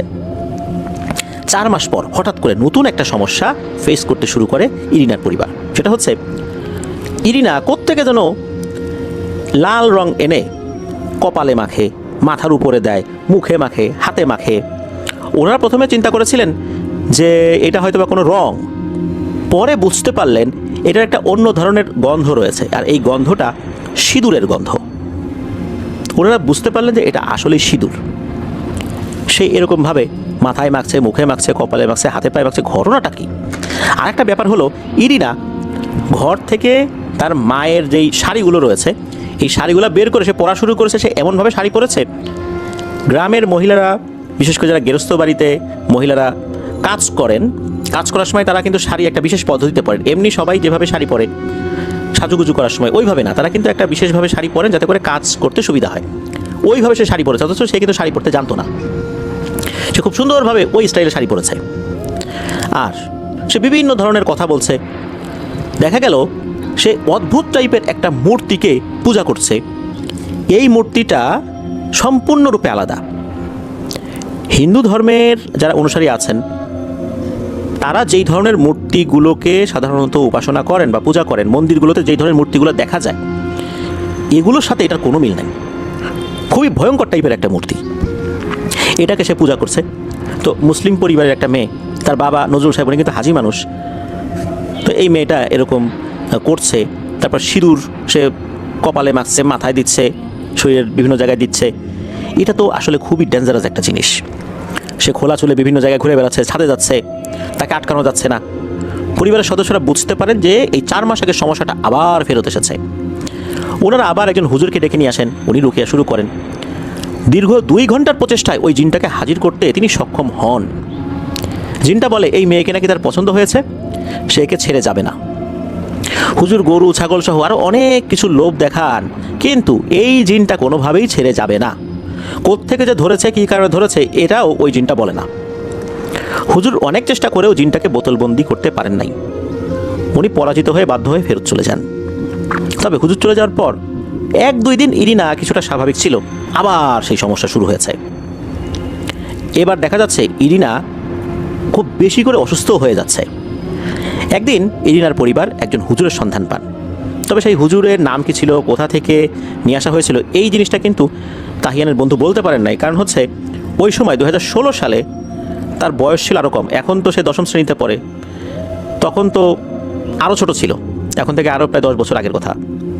এই জন্য সেই হুজুরকে তাহিয়ানের বন্ধু চিনতেও পারেন নাই, কোত্থেকে তাকে নিয়ে আসা হয়েছিল এটাও বলতে পারেন নাই। এই হুজুর আসার পর অদ্ভুত এক ধরনের রুকিয়া করেন, আর এমন এক ধরনের রুকিয়া করেছেন টোটালি এই জিনিসটা ডিফারেন্ট। সেটা হচ্ছে সবাই তো আশা করেছিলেন যে ওই জিনটা আসবে, এসে হম্বিতম্বি করবে, এরকম কিছু একটা। হুজুর কি করেছেন, ইরিনাকে সামনে বসিয়ে রুকিয়া শুরু করেছেন। ওই চারদিকে যে একটা বৃত্ত দেয়া বা এরকম কিছুই না, জাস্ট সামনে তাকে বসানো হয়েছে, উনি রুকিয়া শুরু করেছেন। কয়েক মিনিটের মধ্যে ওই জিনটা ইরিনার শরীরে যখনই হাজির হয়েছে, হুজুর অট্ট হাসিতে ফেটে পড়েছেন। মানে হুজুর নিজেই হো হো হো করে হেসে দিয়েছেন। তখন হুজুর বলছেন, হিরে বেটা, তুই তো আটকে গেছিস রে, বহুত জ্বালাতন করছিস, তুই তো এখন আটকে গেছিস। সবাইকে অবাক করে দিয়ে ইরিনার শরীরে থাকা জিনটা খুব কাকুতি মিনতি করতে থাকে যে হুজুর আমাকে ছেড়ে দেন, আমাকে মারেন না, আমার অন্যায় হয়ে গেছে, আমার ভুল হয়ে গেছে, আমি আর আসবো না এই মেয়ের কাছে, আমি এখনই চলে যাব, আমাকে দয়া করে ছেড়ে দেন। ওই পরিবারের সবাই অবাক হয়ে যায় যে জিনটাকে হাজির করতে গিয়ে ঘন্টার পর ঘন্টা চলে যেত, হম্বিতম্বি করতো, যাবে না, এই মেয়েটাকে ছেড়ে সব কথা বলতো। এই জিনটা এখন এসে কোনো কথাবার্তা ছাড়াই কাকুতি মিনতি করে কান্নাকাটি শুরু করে দিয়েছে, সে চলে যাবে বলছে। তখন ওই জিনটা বলছে, যেহেতু এই মেয়েটার কাছে আমি আসছি, আমি তো এমনি এমনি যেতে পারবো না, কিছু সমস্যা থেকে যাবে, তাহলে আমাকে একটা গরু দিতে হবে। হুজুর বলে, গরু তো দূরের কথা, গরুর লেজের নিচে যে চুল থাকে এই চুলও তুই একটাও ভাবি না, তুই কি যাবি? আর তুই তো নিশ্চয়ই বুঝতে পারছিস যে আমি কোন ধরনের লোক, আমি কিভাবে তোকে বন্দি করছি, তোকে নাকি কেউ বন্দি করতে পারে না, তুই তো অন্তত বুঝে গেছিস। এখন বল যাবি কি না, বিনা বাক্য ব্যয় একে ছেড়ে চলে যাবি। তখন নাকি ওই জিনটা আরও কাকুতি মিনতি করতে থাকে যে হ্যাঁ আমি অবশ্যই যাব, কিন্তু আমাকে একটা ছাগল অন্তত দিতে হবে। এরপর হুজুর কিছুক্ষণ ভাবেন, এরপর নজরুল সাহেবের দিকে তাকান, নজরুল সাহেবের ওয়াইফের দিকে তাকান। এই তাকানোর অর্থ হচ্ছে তাদের এতে সম্মতি আছে কিনা। তারা মাথা নেড়ে যখন সম্মতি জানান, তখন বলেন ঠিক আছে, যা, দেয়া হবে। আর এক্ষুনি তুই ওর শরীর ছেড়ে চলে যাবি। তখন ওই জিনটা বলে যে হুজুর যে বন্ধনীটা দিয়েছেন, এই বন্ধনীটা কেটে দেন, আমি এক্ষুনি ওর শরীর ছেড়ে চলে যাব। এরপর নাকি জিনটা বলেছিল যে কোথায় কিভাবে এই ছাগলটা দিতে হবে। তারা সেভাবে দিয়েছিলেন, তবে কোথায় কিভাবে দিতে হবে এই বিষয়ের কোনো তথ্য আসলে তাহিয়ানের বন্ধু বলতে পারেন নাই। ওই জিনটা ওই যে চলে গেল, এরপর থেকে কিন্তু ইরিনা একদম সুস্থ, আল্লাহর রহমতে আর কোনো সমস্যা হয়নি। যতটুকু তথ্য তাহিয়ানের বন্ধুর কাছে ছিল যে ইরিনা একদম সুস্থ হয়ে যায়। প্রিয় লিসেনার্স, এখানে একটা অদ্ভুত বিষয়, সাধারণত জিন হাজির করার পর তারা বেশ হম্বিতম্বি করতে থাকে, এখানে হুজুর নিজেই হাসাহাসি শুরু করে দেন আর জিন কান্নাকাটি শুরু করে দেয়। এমন এক ধরনের রুকিয়া করে ইরিনার শরীরে ওই জিনটাকে বন্দি করে ফেলেছিলেন, ওই জিন বুঝতে পেরেছিল সে বড় একটা খাঁচার মধ্যে চলে আসছে। এটা স্বাভাবিক কোনো হাজিরা না, এটা ভয়ঙ্কর এক ধরনের হাজিরা, যেই হাজিরায় সে এমনভাবে আটকে গেছে তার আর যাওয়ার কোনো সুযোগ নাই, যদি না ওই হুজুর অনুমতি দেন। অথচ চতুর্দিকে কিন্তু বেষ্টনীয় করা হয়নি। এটাই ছিল ঘটনা। ধন্যবাদ জানাচ্ছি তাহিয়ানা লাশফানুর রহমানকে তার পাঠানো ঘটনার জন্য। প্রিয় লিসেনার্স, চলুন চলে যাব আমাদের এবারের হরর নাইটের 101তম আয়োজনের তৃতীয় এবং শেষ ঘটনায়।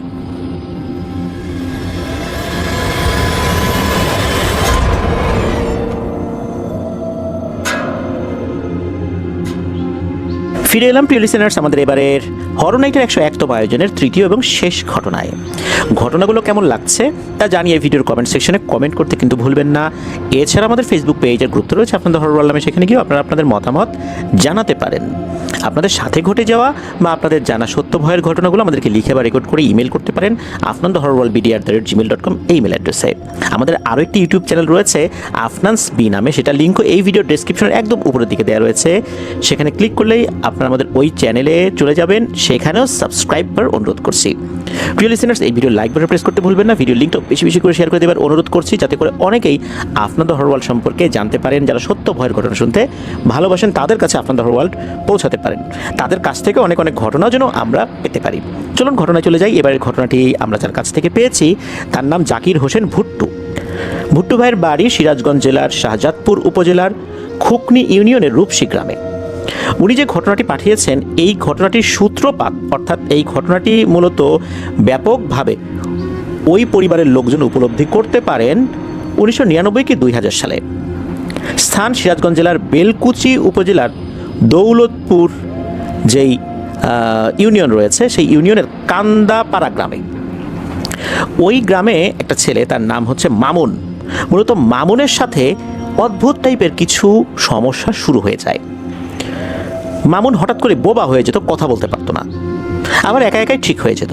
যখন বোবা হয়ে যেত বাড়ির পাশে বা কোনো একটা কোনায় একদম চুপ করে বসে থাকতো, কথা বলতো তো নাই, খাওয়া দাওয়া করতো না, এলোমেলো থাকতো, এরকম আচরণ দেখা যেত। তো হঠাৎ করে যখন এই আচরণটা প্রকট হলো তখন স্থানীয় একজন কবিরাজ, যার নাম ছিল গোলাম ডাক্তার। এই গোলাম ডাক্তার কিন্তু নামে ডাক্তার হলেও উনি মূলত কবিরাজি করতেন, জিন ভূতের চিকিৎসাগুলো করতেন, প্যারানরমাল সমস্যার সমাধানে কাজ করতেন। তার আবার দুইজন শিষ্য ছিল, একজন নাম খোরশেদ আর একজন নাম জোয়ারদার। যেখানে যেতেন এই দুই শিষ্যকে নিয়ে যেতেন। এই গোলাম ডাক্তারকে ডাকা হয় এই মামুন নামক ব্যক্তির চিকিৎসা করার জন্য। তো গোলাম ডাক্তার উনি ওনার দুই শিষ্যকে নিয়ে আসছেন, ওনার চিকিৎসা করার যে সমস্ত যন্ত্রপাতি লাগে এই ধরনের কবিরাজি ট্রিটমেন্ট করার জন্য আনুষঙ্গিক জিনিসপত্র নিয়ে ওনারা আসছেন। এই মামুনের বাড়িতে আসতে গেলে প্রায় 1 থেকে 1.5 ঘন্টার পথ পাড়ি দিতে হবে, তবে ভ্যান যোগে, ভ্যানে আসতে হবে। রাস্তাও বেশি ভালো না, এই জন্যই 1 থেকে 1.5 ঘন্টা লাগবে। এখন অবশ্য অনেক তাড়াতাড়ি চলে আসা যায়, যেহেতু রাস্তাঘাটের অনেক উন্নয়ন হয়েছে সেখানে। আস্তে আস্তে যখন এই মামুনের বাড়ির কাছাকাছি চলে আসছেন ওনারা, তখন এই গোলাম ডাক্তার তার শিষ্যদেরকে বলেন যে, দেখ রে, অবস্থা তো মনে হচ্ছে বেশি ভালো না, আমার কেমন যেন লাগতেছে, তোরা কিন্তু ভুলেও আমার অনুমতি ছাড়া কোনো কিছু করতে চাস না, তাহলে কিন্তু ঝামেলা হয়ে যেতে পারে। তো এই কথা বলছেন। আর যখন ওই মামুনদের বাড়ির কাছে পৌঁছেছেন, সবাই ভ্যান থেকে নেমেছেন, তখন এই গোলাম ডাক্তার বলছেন যে, পাশে একটা দোকান আছে, আমি একটু পান খেয়ে আসি, তোরা যা, কিন্তু আমার অনুমতি ছাড়া তোরা কিন্তু কিছু করিস না, এখানে ঝামেলা আছে। খোরশেদ আর জোয়ারদার ভিতরে ঢুকে গেছেন। এই খোরশেদ এ আবার উঠতি বয়সী একটা কবিরাজ, যে গোলাম ডাক্তারের কাছ থেকে কেবল শিখছে আর কি। অনেক সময় হয় না যে মানুষ শিখেছে অল্প কিন্তু জাহির করে অনেক বেশি। গোলাম ডাক্তার একটু পান খেতে গেছে, এই সুযোগে এমন ভাব নেওয়া শুরু করছে খোরশেদ, সেই জন্য বিশাল এক কবিরাজ। ভিতরে ঢুকে হম্বি তম্বি শুরু করছে, এই রোগী কোথায়, তাড়াতাড়ি বসাও চকির উপরে, এটা সেটা এরকম বলা শুরু করেছে, আলাদা একটা ঘর দাও। লোকজন মনে করছে বিশাল এক কবিরাজ চলে আসছে, মনে হয় গোলাম ডাক্তারের থেকে তার এই শিষ্যই অনেক বেশি পারদর্শী। তো তাকে সেভাবে সমাদর করেছে, ঘরের ভিতর নিয়ে গেছে, ওই মামুনকে আনা হয়েছে, মামুনকে চকির উপর বসানো হয়েছে। যেই না খোরশেদ মামুনের চতুর্দিকে একটা বৃত্ত এঁকেছে, সাথে সাথে ঝামেলা শুরু হয়ে গেছে। এই দিনের বেলাতে প্রচণ্ড ঝড় বাতাস শুরু হয়ে গেছে। অনেক সময় হয় না যে এই ধরনের ভয়ের ঘটনার ক্ষেত্রে ঝড় বাতাস হচ্ছে, শুধু ওই বাড়ির লোকজন টের পাচ্ছে, আর ঝড় থেমে যাওয়ার পর অন্য কোনো আলামত নাই। বিষয়টা এরকম না, এমন ঝড় শুরু হয়েছে ওই বাড়ির পাশে থাকা ঘর বাড়িগুলোও মনে হচ্ছে উড়ে চলে যাচ্ছে। হঠাৎ করে এইরকম ঝড় বাতাস শুরু হয়ে গেছে, অথচ শুধু ওইটুকের বাইরে আর কোনো ঝড় বাতাস নাই। এই তো গেল বাইরে ঝড় বাতাসের ঘটনা। ভিতরে কি শুরু হয়েছে? ভিতরে দেখা যাচ্ছে এই চকিটা শূন্য তুলে ফেলছে একবার, আর নিচে ধপাস করে ফেলে দিচ্ছে, আবার শূন্য তুলছে, ধপাস করে ফেলে দিচ্ছে। কয়েকবার হওয়ার পর চকির যে পায়াগুলো থাকে এই পায়াগুলো ভেঙে যায়, চকিও ভেঙে যায়। এরপর এই মামুনকে একবার শূন্য তুলে নিচ্ছে, আবার ফেলে দিচ্ছে, আবার শূন্য তুলছে, আবার ফেলছে। গোলাম ডাক্তার পান খেতে গিয়েছে, বসে আশেপাশের লোকজনের সাথে একটু গল্প গুজব করছে। উনি চিন্তা করেছেন যে দেখি আশেপাশে একটু কথা বলি, একটু তথ্য নেই। আর ওরা দুজন গেছে, ওরা গিয়ে একটু আয়োজন করুক, এরপর আমি ঢুকি। এর মধ্যে শুরু হয়ে গেছে এই ঘটনা। গোলাম ডাক্তার যখন টের পেয়েছে সর্বনাশ, ঘটনা তো তার দুই শিষ্য ঘটায় ফেলছে, বিশাল এক বিপদের ঘটনা। উনি তো দৌড় শুরু করছেন ওই শিষ্যদের কাছে, আর ওই যে রুগী মামুনের কাছে। ওখানে যাওয়ার পর বলছে যে এই তোরা কী করছিস, আমি বলছিলাম না যে আমার কথা ছাড়া তোরা কিছুই করবি না, তাড়াতাড়ি চল, এক্ষুনি ভাগ, নাহলে কিন্তু খবর আছে। ওনারা তো ওইখান থেকে রওনা দিয়েছেন, ওনাদের যে ঝোলা ছিল, ঝোলা টোলা নিয়ে একদম দৌড়। ওনারা যদিও বা দিনের বেলা গিয়েছেন, তবে সেটা একদম পরন্ত বিকেল ছিল। ফিরে আসার সময় কোনো ভ্যান ট্যান ইনস্ট্যান্ট পান নাই। ওনারা তো হাঁটা শুরু করেছেন। হাঁটতে হাঁটতে যখন ওনাদের বাড়ির কাছাকাছি চলে আসছেন, তো ওই জায়গাটাতে মূলত 3 রাস্তার একটা মোড় রয়েছে, 3 জনের বাড়ি আবার 3 দিকে। এই যে জোয়ারদার নামক যিনি এই গোলাম ডাক্তারের একজন শিষ্য, তার বাড়ি ওখান থেকে কাছাকাছি। তখন সন্ধ্যা লেগে গেছে, চারদিকে মোটামুটি অন্ধকার হয়ে গেলেও এখনও কিছু কিছু আলো, হালকা আলো দেখা যাচ্ছে আর কি। কিন্তু সেটা দেখে পথ চলাটা একটু মুশকিলই হয়।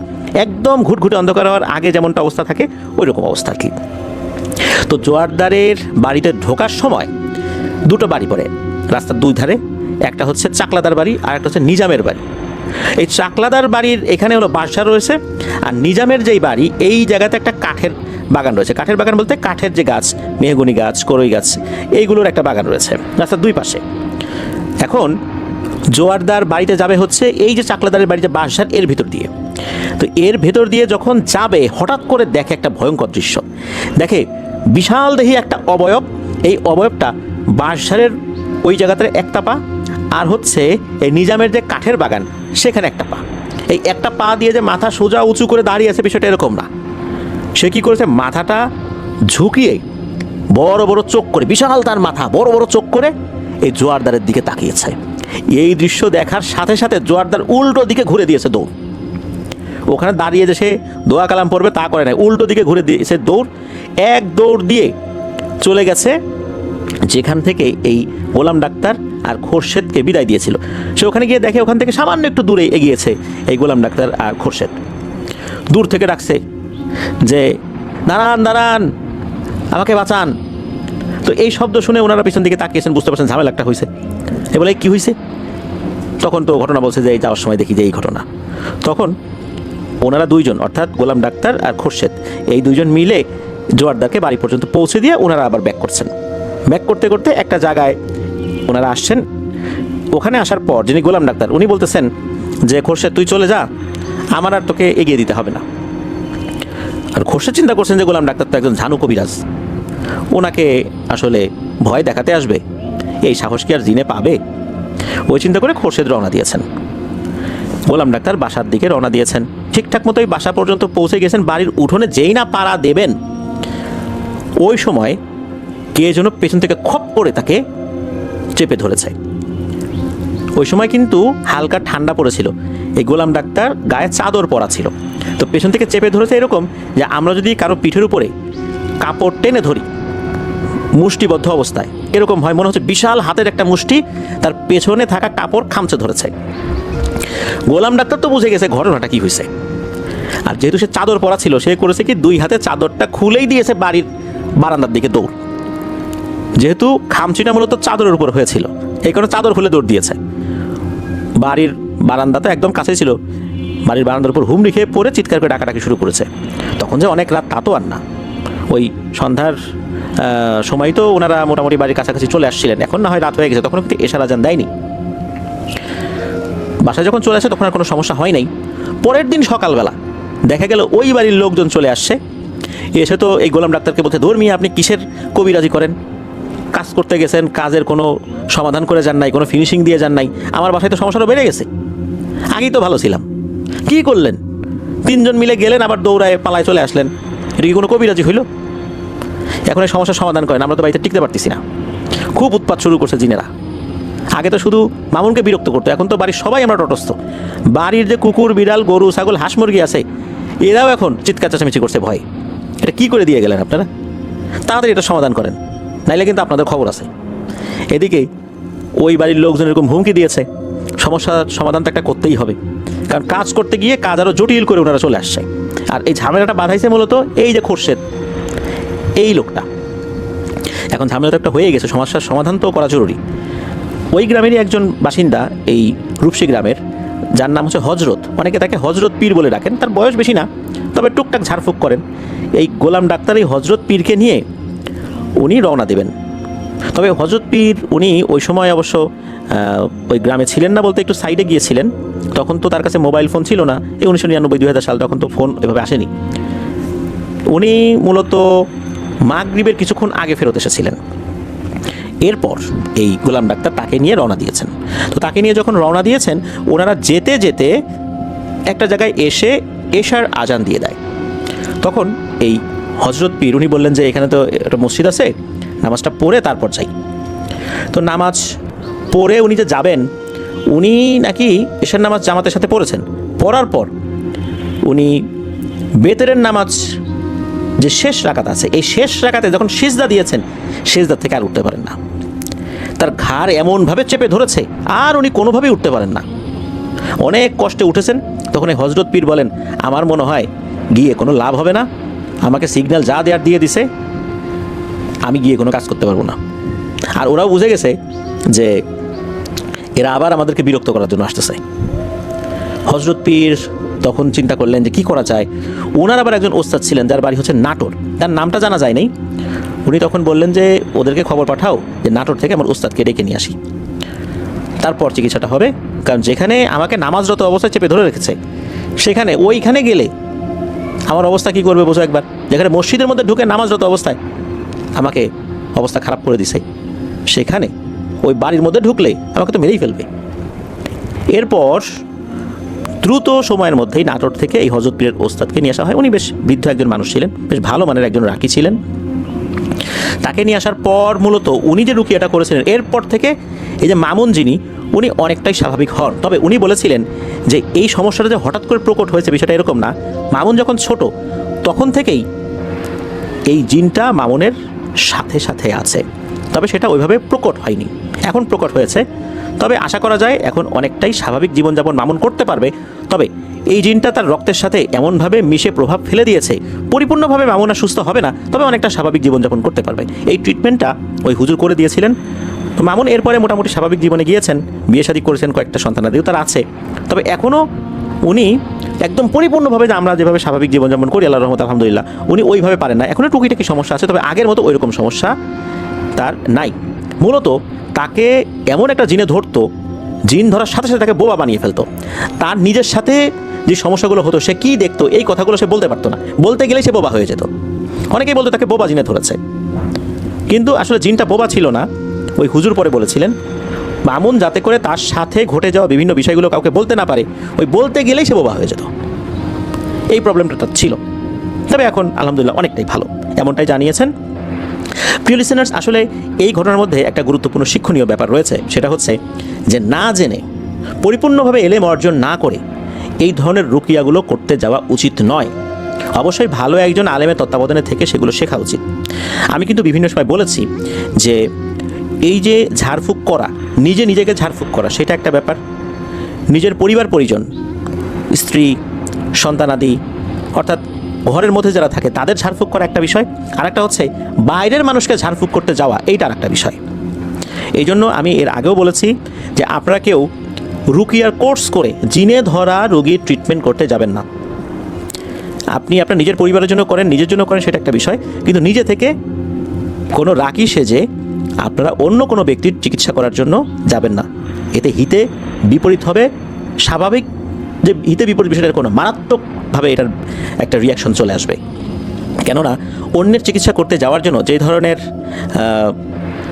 এলেমি জ্ঞান প্রয়োজন, বিশেষ করে এই ধরনের আধ্যাত্মিক যে জ্ঞান প্রয়োজন, এই বিষয়গুলো শুধু কোনো কোর্স করে অর্জিত হয় না। ভালো একজন আলেমের তত্ত্বাবধানে থেকে ধীরে ধীরে আধ্যাত্মিক যেই পাওয়ার, এইগুলো কিন্তু নিজের মধ্যে বৃদ্ধি করতে হয়, একটা পজিটিভ এনার্জি নিজের মধ্যে তৈরি করতে হয়। এরপর যখন আপনার ওস্তাদ আপনাকে এজাজত দিবেন, অর্থাৎ অনুমতি দিবেন, এবং উনি অনুমতি দিবেন ঠিক কতটুকু আপনি করতে পারবেন, যে তুমি এতটুকু করবা, এর বাইরে যেও না। কারণ ওই ওস্তাদ জানেন যে আপনি কতটুকু করলে আপনার সাধ্যের মধ্যে থাকবে, আপনি নিজেকে সেফ রাখতে পারবেন, আপনার পরিবারকে সেফ রাখতে পারবেন। আর এর বাইরে চলে গেলে অবশ্যই আপনি সেটা পারবেন না। কিন্তু পুঁথিগত বিদ্যা অর্জন করে কি সেটা বোঝা সম্ভব? নিশ্চয়ই সম্ভব নয়। এজন্য বলি, ভালো কোনো আলেমের তত্ত্বাবধানের থেকে কিন্তু এই বিষয়গুলো শিখতে হয়। কারণ শুধু পুঁথিগত বিদ্যার সাথে এই বিষয়গুলো সীমাবদ্ধ নয়, এর সাথে আধ্যাত্মিক শক্তির একটা ব্যাপার জড়িত রয়েছে, যা নির্দিষ্ট পদ্ধতির মাধ্যমে অর্জন করতে হয়, ভালো কোনো ওস্তাদের সান্নিধ্যে থেকে অর্জন করতে হয়, যেটা কিন্তু সবসময় কিতাবাদিতে লেখা থাকে না। আল্লাহ আমাদেরকে বোঝার তৌফিক দান করুন, আল্লাহ আমাদেরকে নিরাপদে থাকার তৌফিক দান করুন। প্রিয় লিসেনার্স, আজকের এপিসোডে যারা ঘটনা পাঠিয়েছেন সবাইকে ধন্যবাদ জানাচ্ছি। সুজন ভাই, তাহিয়ান আলসানুর রহমান, ভুট্টু ভাই, সবাইকে ধন্যবাদ জানাচ্ছি। আশা করি আপনাদের কাছ থেকে আরও অনেক ঘটনা ইনশাল্লাহ আমরা পাবো। যারা ধৈর্য ধরে পুরো এপিসোডটি শুনলেন তাদেরকেও ধন্যবাদ জানাচ্ছি। প্রিয় লিসেনার্স, আসছে বৃহস্পতিবার আমাদের থার্সডে নাইট ইনশাল্লাহ আমরা প্রচার করব, সব কিছু ঠিকঠাক যদি থাকে।